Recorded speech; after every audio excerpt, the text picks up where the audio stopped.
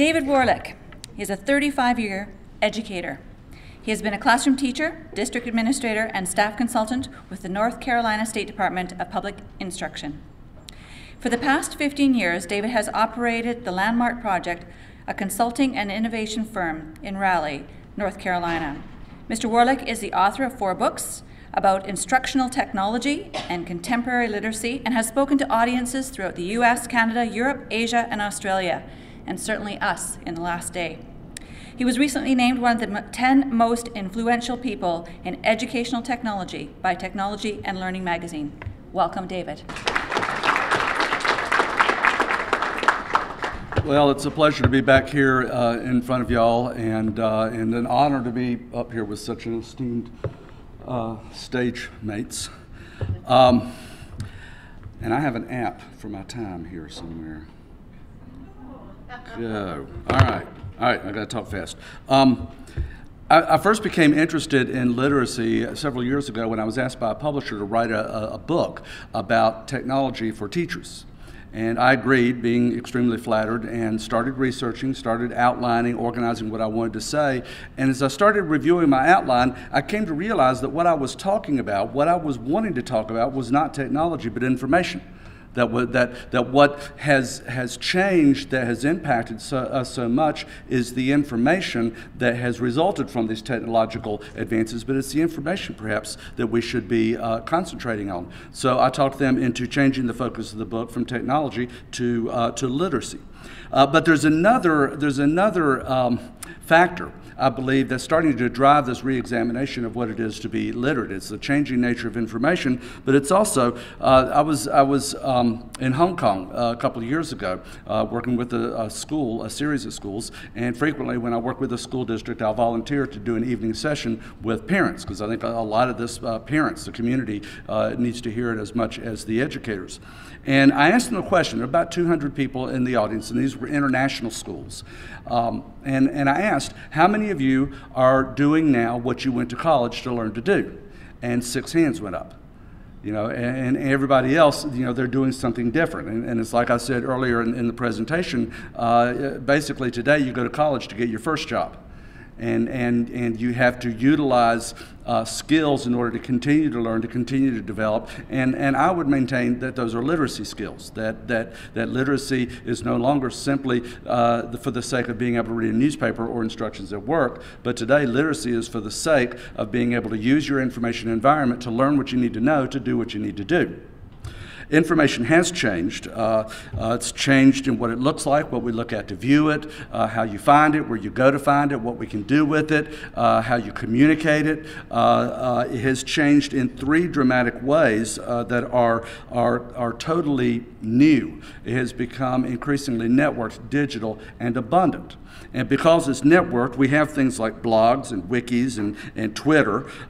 We have an information environment now that bypasses editors, publishers, librarians, and really all that has given us comfort as educators.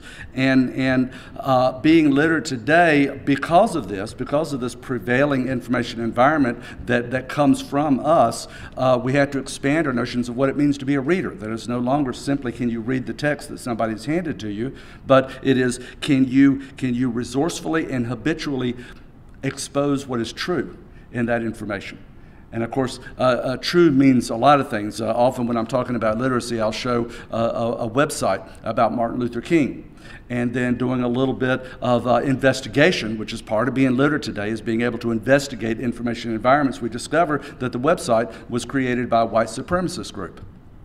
So if I'm doing a report about the civil rights movement, then that would not be an appropriate website to use. That would not be a true website to use. But if I'm doing a report on how propaganda is alive and well in America today, that becomes a true and appropriate website to use. So it's more complicated than just, is this scholarly true? Has this been proven? Information has increasingly become digital. And this has an interesting effect on our information environment. When I was coming up, the only information I was taught to process was numbers in math class. Text was for reading, images were for looking at, video was for watching, animation was for watching, audio was for listening to. Today it's all made out of numbers.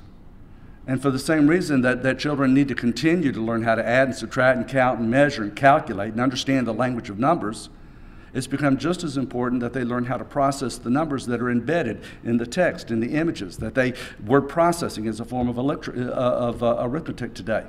Being able to edit images for a presentation, or being able to edit images in order to uncover information in that image that was obscured for whatever reason. That it's the ability today to resourcefully and habitually employ information by working the numbers that are not only on a piece of paper or in a spreadsheet, but that define our text, our images, our video, our animation. Information is also increasingly increasing. It's abundant, it's overwhelming. And I think we'll all agree that we are often overwhelmed by information. But that means that we have to work to decide what information we're going to use, what information sources we're going to pay attention to, what information sources we're going to ignore. And that means that the information must compete for our attention.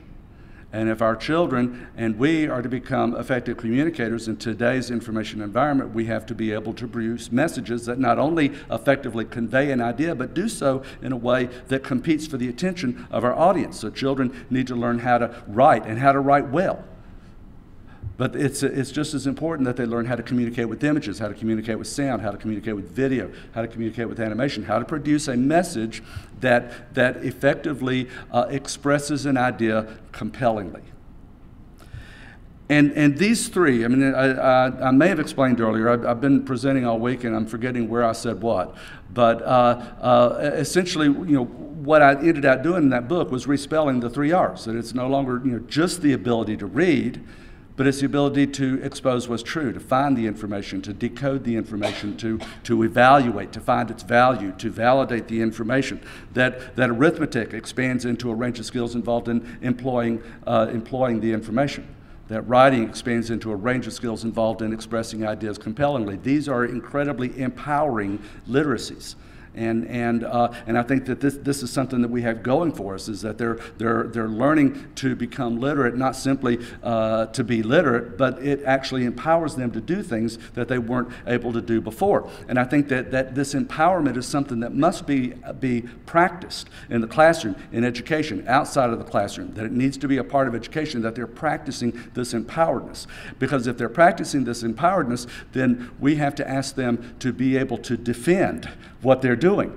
When they present a report, they need to be willing to defend the information that they're using. If they're creating a PowerPoint presentation, they need to be able to defend the decisions that they made in the animation to put here or the image to put there.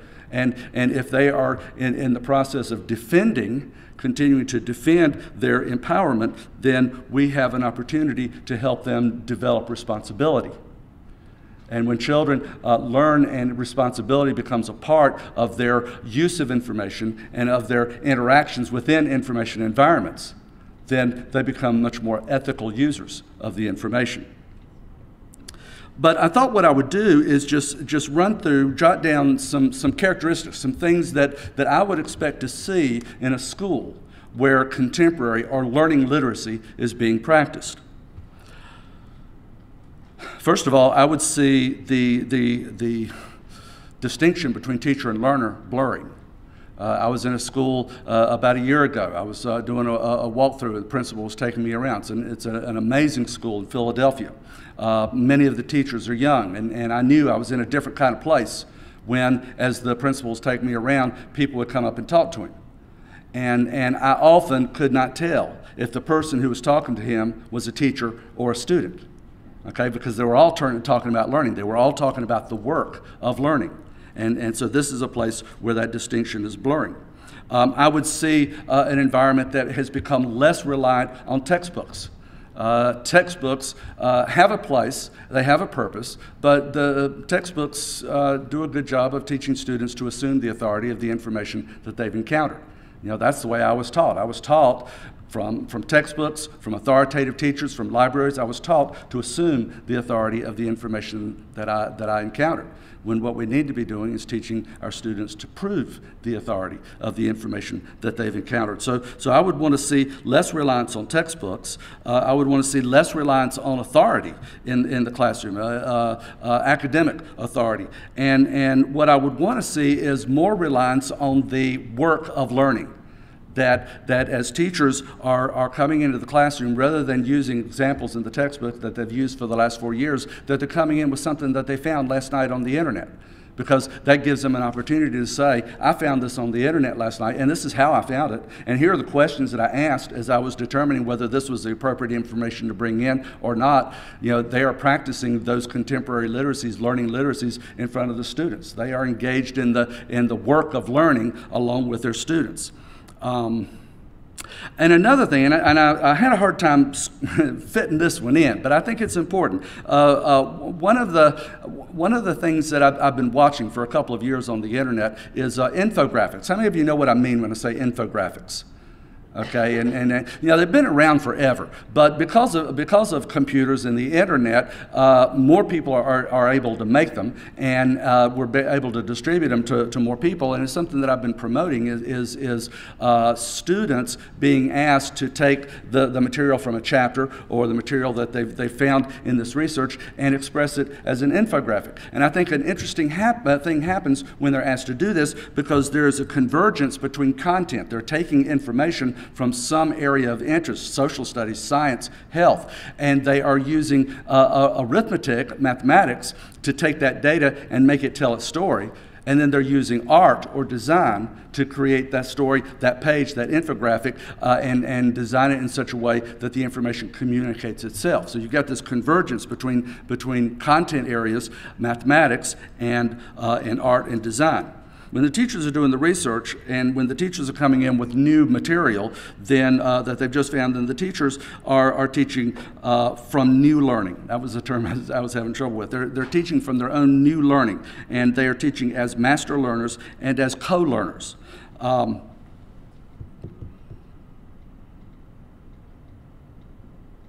Another term, I was in a conference last week or yesterday actually, in Winnipeg, and there were a number of presentations about digital footprint.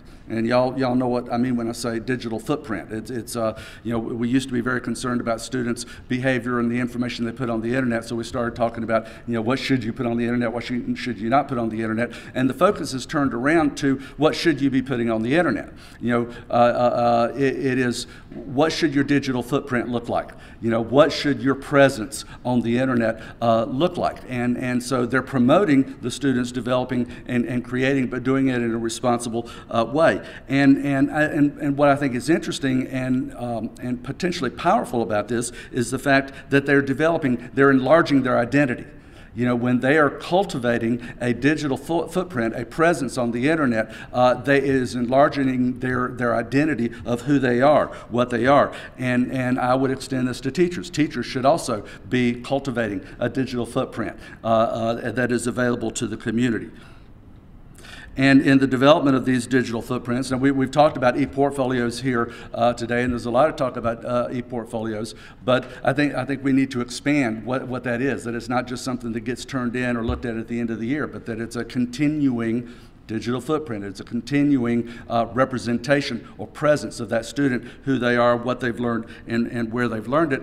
And with all of this employing of information, exposing of information, expressing ideas, production of information products, I think a lot of this can happen in the library. You know, I don't. Do y'all have Kinkos? You know what I mean when I say Kinkos? See, that's what I think the library needs to become. It's a Kinkos for kids.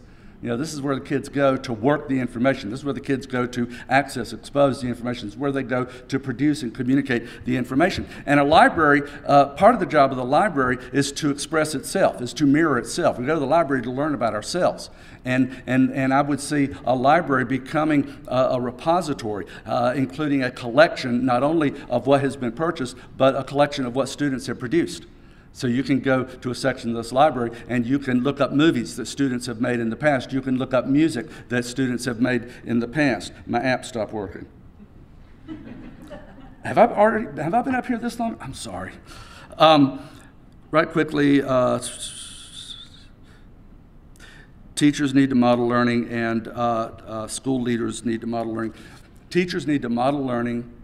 Schools need to teach the community.